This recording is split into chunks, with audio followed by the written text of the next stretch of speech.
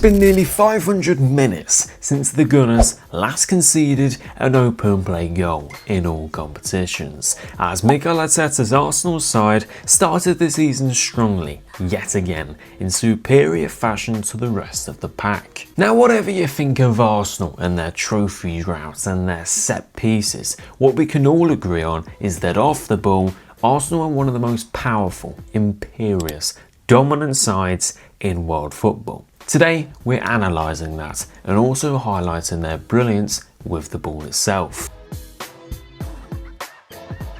Now, what should be highlighted for Arsenal this season is, of course, like every season, their title chances. They are brilliant, they are title worthy on paper and in form, but when you watch the struggles of Liverpool this season, the injuries to Chelsea, it seems as if that in this moment only Manchester City are worthy contenders in matching them, but with the incomings over the summer, this needs to be Arsenal's year. The business was bright, it answered any questions amongst their squad depth and also raised the quality of that starting 11, and it's showing. Before we analyse Arsenal tactically, the data is presenting Arteta's side to be outstandingly ahead of the rest. Once again, this is a small sample size of course, but it presents just how dominant the Gunners have been.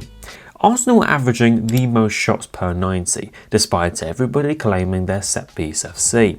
They've also touched the ball the most in the opponent's box. They are the third closest to goal in average shooting distance, whilst of course maintaining that inevitable set-piece threat. The Gunners lead impressively in the passing, the crossing and the chance creating departments, whilst defensively just proving to be consistently the best. The least goals conceded, the lowest shots faced, the lowest XG faced. When you have a look at the drop-off to the likes of Manchester City and Liverpool within defensive numbers in recent years, this makes Arteta's achievement so impressive. A trophy or two or three is all that's needed to make these superior numbers, of course, mean a lot more within the long run, but these stats are ridiculously dominating for Arsenal. The team, the staff, the fans should be very proud of it. The set-piece FC remark would be funny if Arsenal were actually relying on set pieces all season long, especially when you've just seen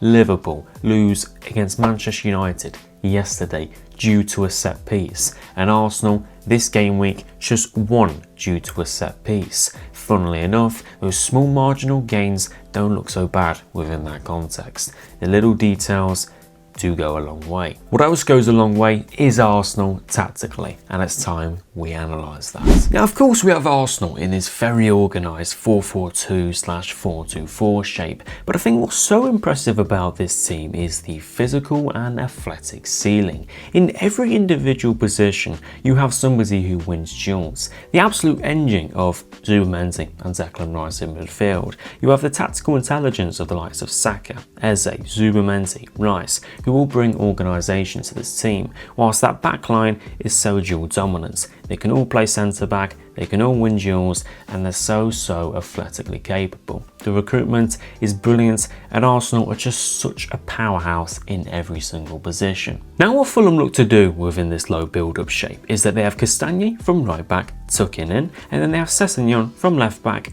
pushing up. This means Iwobi can drift within the half spaces and pose as a difficulty for Arsenal to deal with. Josh King is somebody who likes to drop in on the ball and receive the ball too.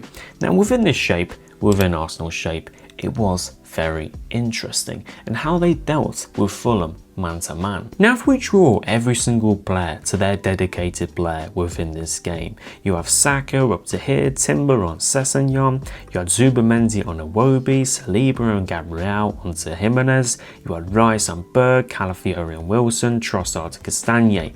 Now, where immediately is the free man? We can see the free man is Josh King. He's somebody who's technically excellent at such a young age. He is very impressive, but why is he free? Maybe Gabriel should be pushing up to him so Saliba's 1v1 with Jimenez, but Arteta strives for balance. It's not that Saliba can't beat Jimenez 1v1, but Jimenez probably 1 out of 5, 1 out of 6 times is going to beat him with how physically strong he is. So he requires balance, and the key for all of this is Declan Rice. Declan Rice's engine and tactical excellence is truly maximised here.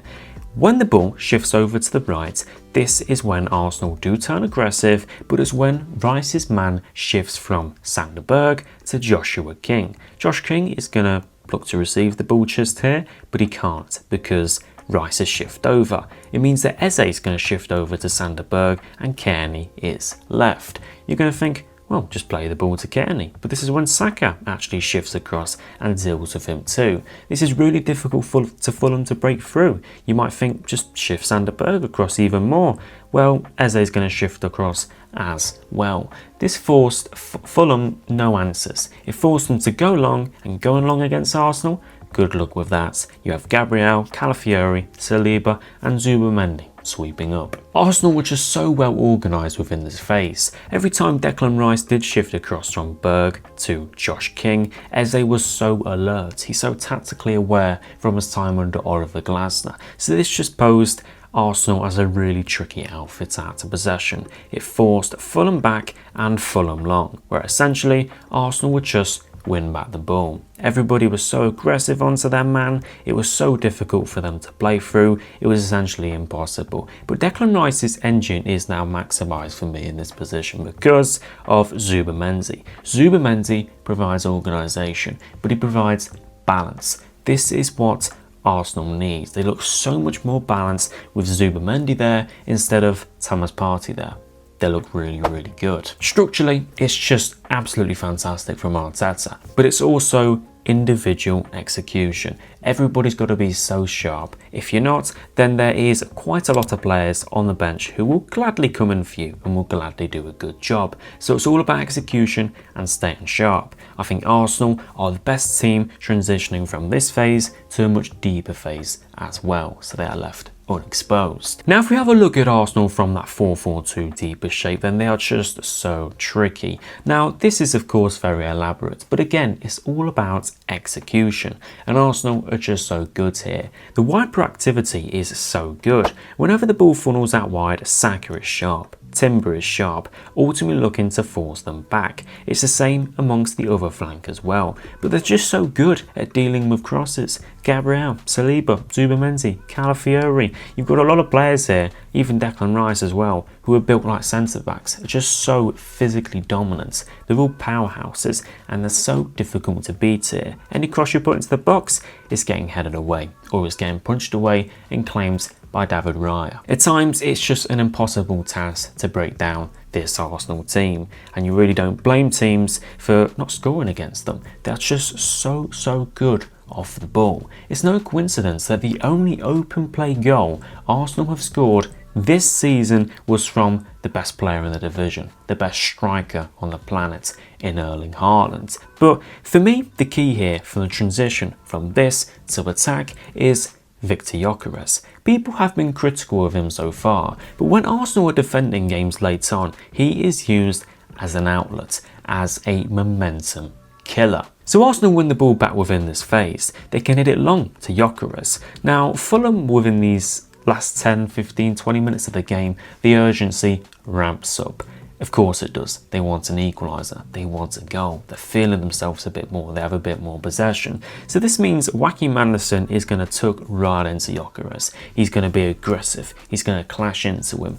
That means Gyökeres is going to win a foul. It's going to kill momentum and it's going to push Arsenal right up the pitch. To add to this as well, Gyökeres can feed players around him. Imperious can feed off the scraps. Trossard can feed off the scraps. Saka can feed off the scraps. Gyökeres is really useful here, and it's not just his physical powerhouse and how physically dominant he is. It's also the fact he can run the channels quite quickly. He is effective here. I think he could offer a lot more in terms of the final third. A little bit of clinical edge would be nice, but you can see why Mikel Arteta likes him a lot. So the defensive compactness is just off the charts, but on the ball I think there was a lot of rotational and fluid excellence from Arsenal within this department. It was a bit of a 1-3 within midfield. You had Zubimendi at DM, you had Rice, Eze and Calafiori here, but this wasn't set. Not everybody was in a set position. Declan Rice would tuck into a pivot a lot with Zubimendi. Eze would drift in sometimes. Calafiori was constantly roaming. You also had Timber pushing high and wide so Saka could come inside, leaving Eze in and around here so that Declan Rice could push back. But this changed a lot and Arsenal were very rotationally fluid. They were very narrow in their build-up play. They could play through teams but also pull teams in, so that a long ball to Gyökeres was more optimal. So when Timber has the ball here, that's when Fulham's 4-4-2 shape looks to be proactive in the wide spaces. Iwobi will push up, Raul Helmez will push up, a lot of players will shift over. So this went with Zubimendi tucking in, Eze coming back, Rice coming back. It pushed Fulham's shape and stretched it just a little bit. This meant Gyökeres was 1v1, and the movement of Calafiori was actually creating more space for Victor Gyökeres within this department. Calafiori, for me, is the absolute key within this phase. If we bring everybody back, we took Fulham back into their usual shape, then Calafiori was just an absolute nuisance for the 90 minutes. Every time Gabriel or Zubimendi or Declan Rice picked up the ball here, Calafiori was drifting across, and that was Wilson's man to take care of. This meant he was often being tucked in. This meant the pass out to Trossard 1v1 with Castagne was just so optimal. He had it on lock. Calafiori was relentless within his movement and just so tricky. His movement is fantastic. He pulls players into him, he pulls players away from him. He literally scored an offside goal from how good his movement was. And then when Trossard gets the ball, he looks to attack the underlapping space. Harry Wilson is not going to follow him the entire way. So then it's Anderson who's going to have to follow him. Who does this create space for? Victor Gyökeres. It's very, very impressive. And of course, Eze running in here, Declan Rice running in here. Calafiori is just an absolute nuisance. Even when Sander Berg was tucked in and around here, Calafiori would drag him away. So it's a free pass to Declan Rice or Gyökeres or even Eze as well. Calafiori is built like a centre-back, but has the energy of a really, really intelligent striker. And the reason that Calafiori drifts so much for that long ball is that, again, it creates space for Victor Gyökeres. You'd have the shape pulled in and around here for that long ball, and you've had Calafiori tucking in here. Now, Victor Gyökeres, of course, when he's 1v1 with the centre-back, there's going to be a bouncing ball. There's going to be a second ball there to be won. Now, ideally, what type of player do you want to be winning a second ball? You want it to be physically big. You want them to be a duel winner. You want them to be tall. You want them to be sharp. Declan Rice can do this, but he's often tucked in as well.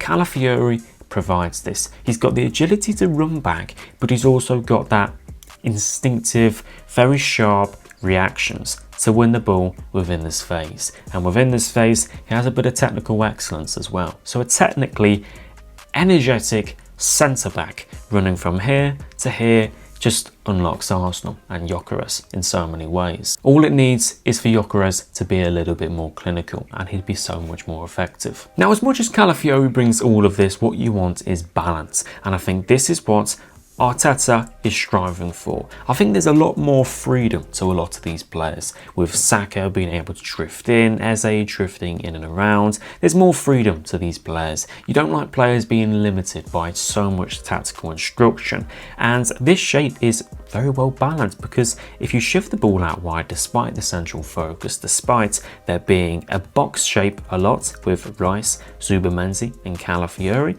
if you shift the ball out wide, you can very easily get wide overloads with Saka, Timber, Ebery Eze, and then you have Zubimendi shifting across as well. You can create 4v2s, 4v3s, and you can do the exact same on the other side with Trossard, Calafiori, Declan Rice, and even Zubimendi shifting across too.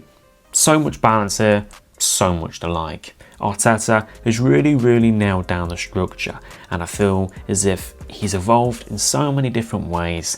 This is the season he really needs to evolve to title material. This is title material. This is capable of going all the way. I sort of hope they do now. So many different options, so many different players. If a player isn't quite sharp enough or performing, then guess what? You have all of these players to throw off the bench as well, along with others amongst that. And obviously within this phase, this is when a box overload starts to begin. So across, you get so many players within the box. And of course, with Arsenal, we know how good they are of crosses. We know how good they are of set pieces, but we know how big they are as well, how tall they are. So they're probably going to win that aerial duel as well. So this Mikel Arteta side is the most powerful within the division. Probably the most powerful in Europe as well, especially from a physical aspect. If you did enjoy this video, make sure to smash a like and subscribe to the channel. Let me know whether or not you think Arsenal are going to win the league this season. Is it going to be a familiar story of the past few seasons where it's a second or third place finish, or is it Arsenal's year? Liverpool have dropped off, maybe City aren't enough? Let me know in the comments. Thank you for watching, and I'll see you guys in the next one.